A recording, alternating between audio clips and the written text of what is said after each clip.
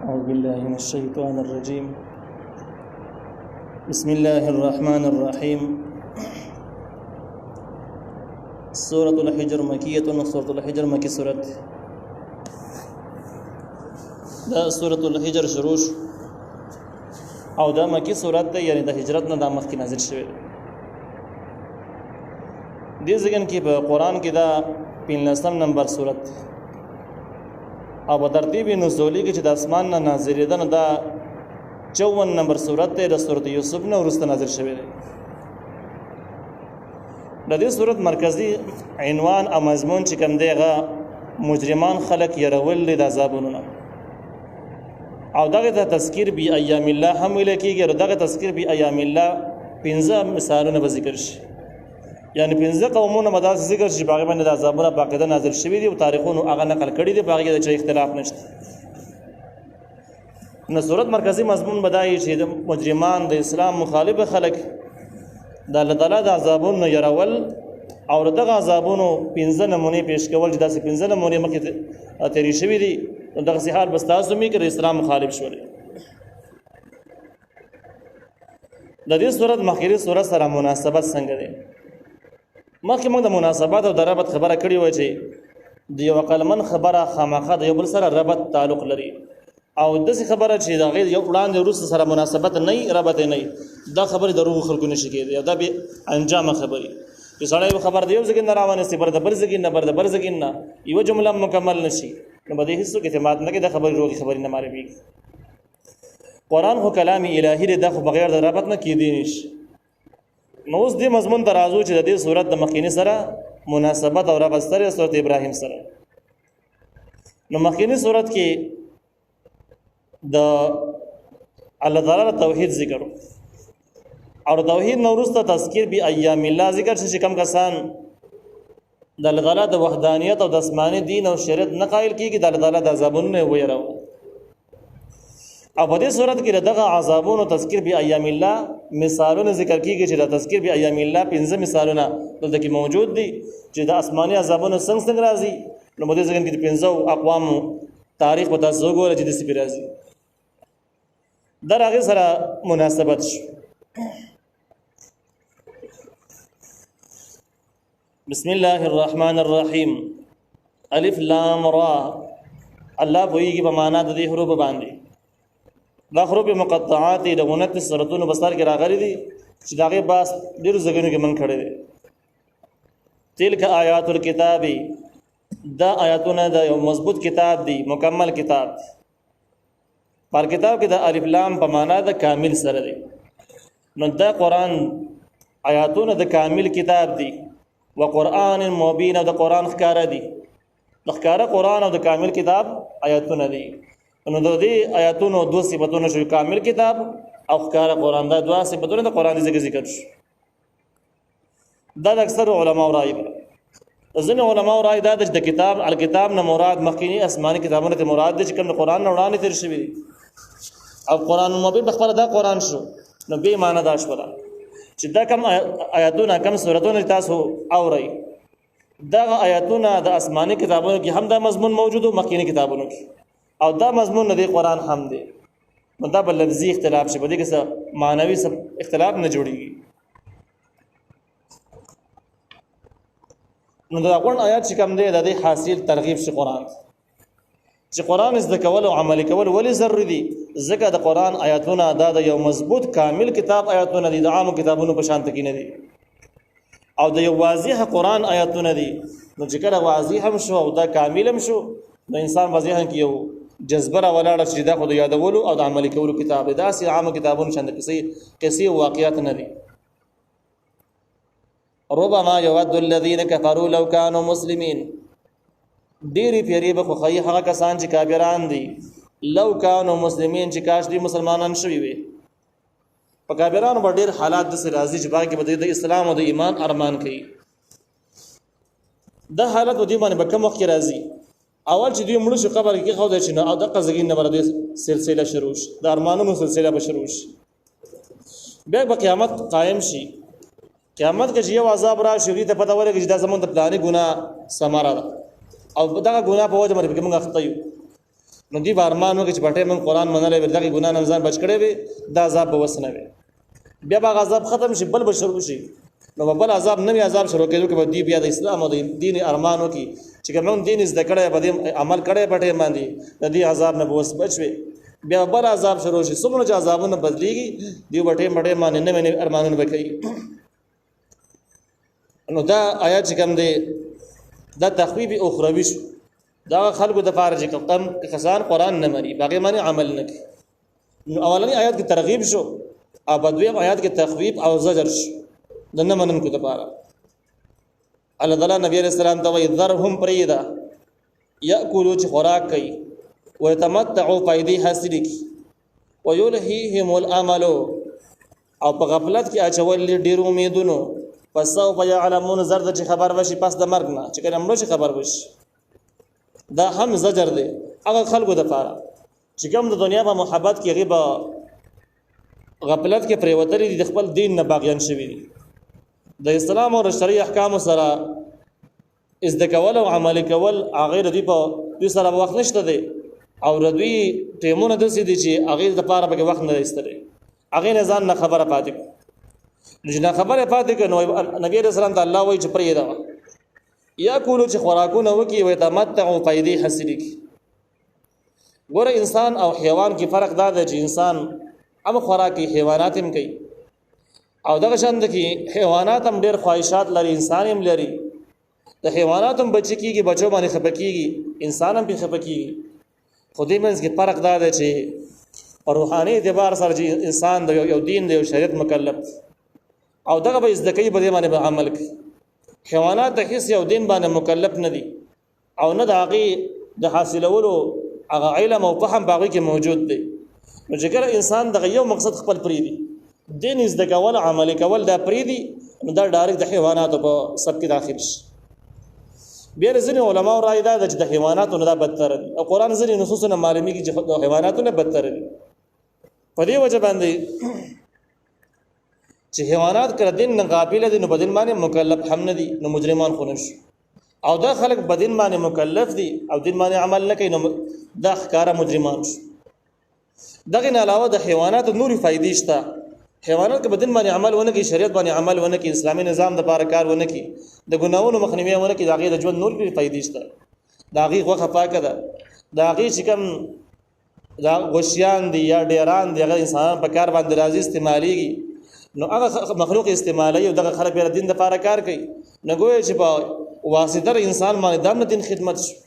لیکن انسان د جسم نه به دغه فائدې هم نه حاصلېږي نو دا یو قسم لا زجر یو بل انداز چې کوم خلک دین لکار نه کوي نو پرې دا وجه بس سریږي او خوراکونه کوي نور سکاري خنشت او دا سبق به هم موجود شې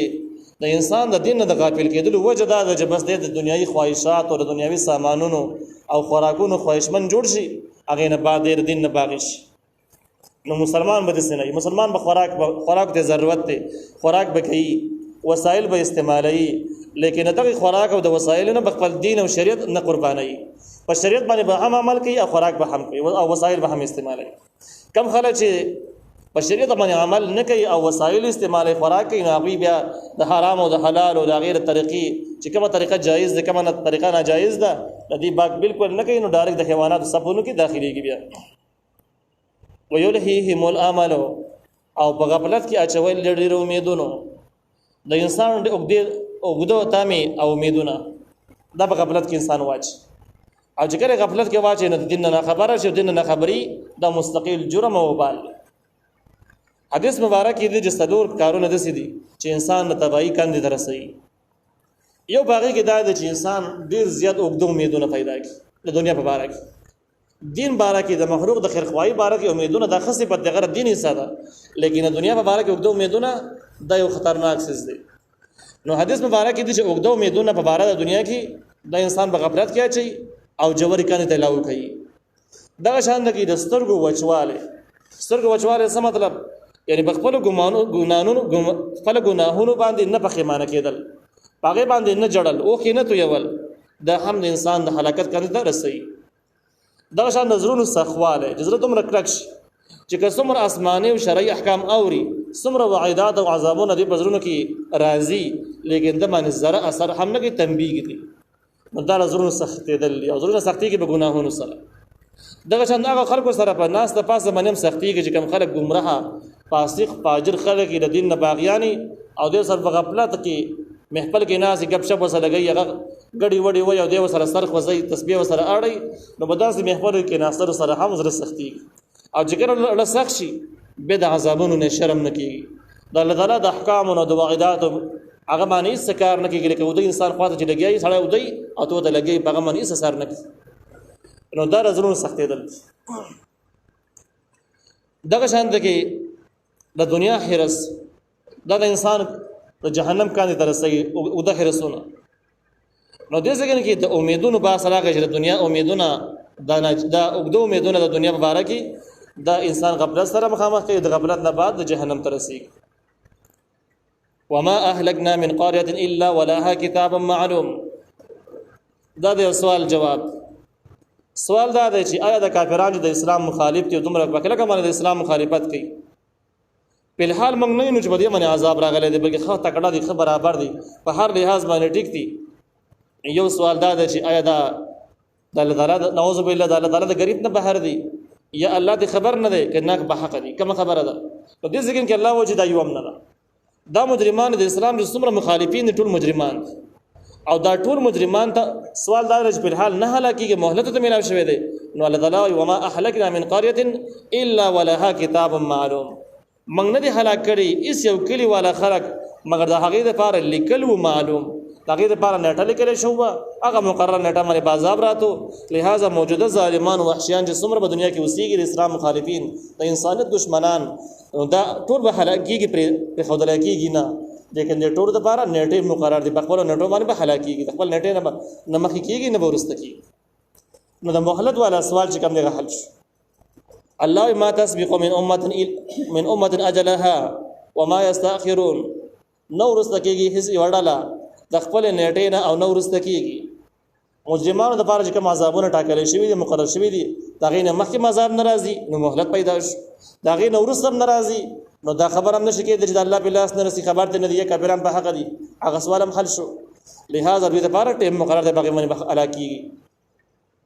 وقالوا اول بدوي